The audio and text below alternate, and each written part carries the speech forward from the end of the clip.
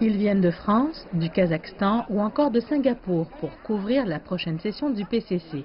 Mais ces journalistes étrangers ont tout d'abord pris le temps de découvrir quelques-unes des nombreuses réalisations que la Chine a menées pour protéger mais aussi promouvoir le patrimoine historique et culturel du pays. Au musée du Palais de la Cité interdite, on a préparé une toute nouvelle exposition où le passé rejoint le présent grâce à la technologie pour faire vivre aux visiteurs une expérience unique.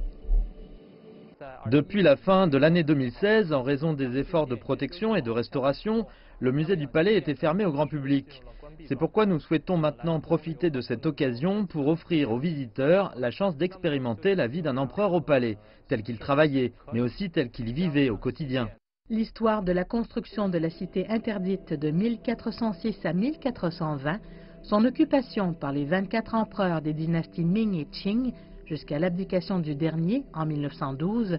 y sont résumés dans une présentation des plus animées que découvrent les visiteurs d'ici, mais aussi venus d'ailleurs. À l'occasion du 19e congrès national du Parti communiste chinois, les journalistes étrangers qui viennent ici à Beijing couvrir l'événement ont la chance de découvrir les beautés et les attraits, parce qu'on a préparé pour eux des excursions comme ici, à la Cité interdite, au Palais du Musée, où grâce à la réalité virtuelle, on peut vivre comme si on était un empereur. Durant leur séjour à Beijing, les journalistes étrangers seront également conviés à découvrir le secteur de l'innovation technologique,